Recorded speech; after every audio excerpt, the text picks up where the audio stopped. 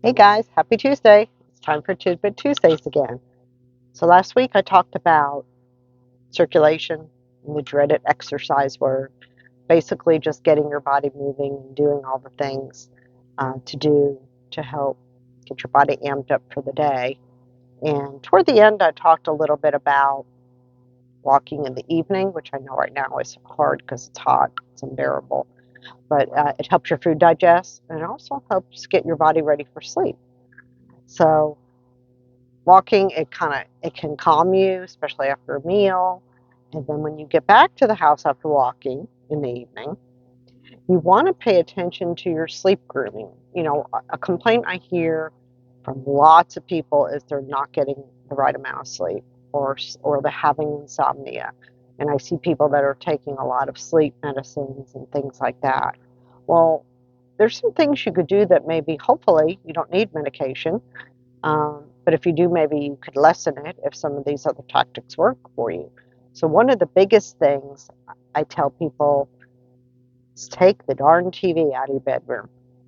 Do not have a TV in your bedroom. Probably one of the worst things, and there's lots of studies that show this, that having the TV on when you're trying to go to sleep is one of the worst things you can do. The light from the TV, you're being stimulated. I don't care if you're watching a boring show, and God forbid you watch the news. That'll not make you sleep for sure. So take the TV out of the bedroom and then cut the TV off. Stop watching TV or being on your computer at least an hour before bedtime. Read a book.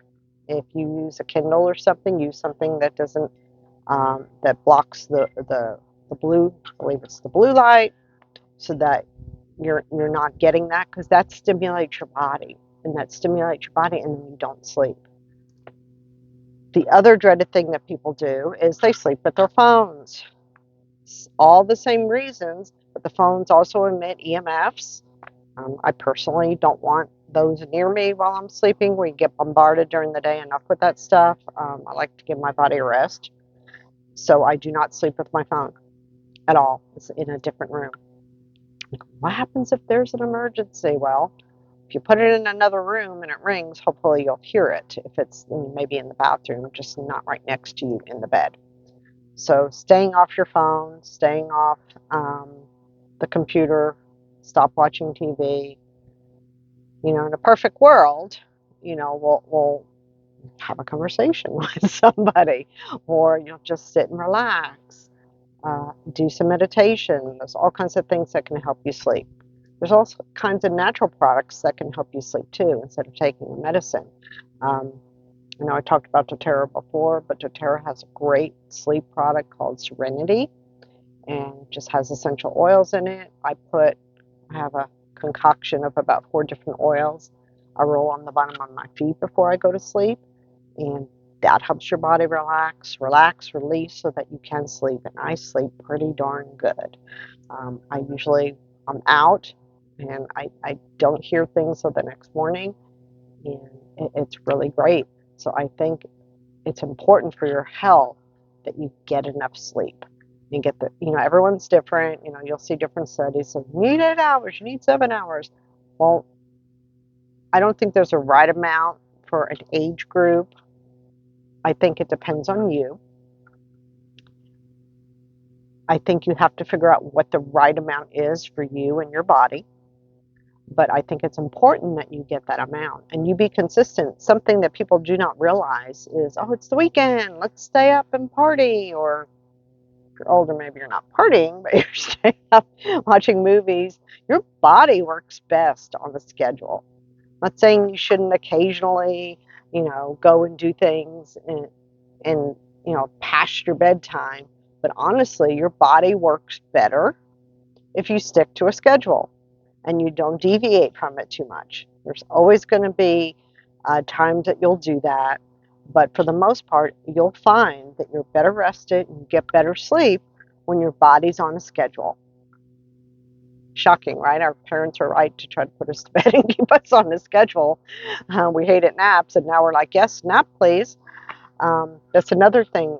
Naps sometimes will work for some people, but I cannot take naps. If I take a nap, I do not sleep well.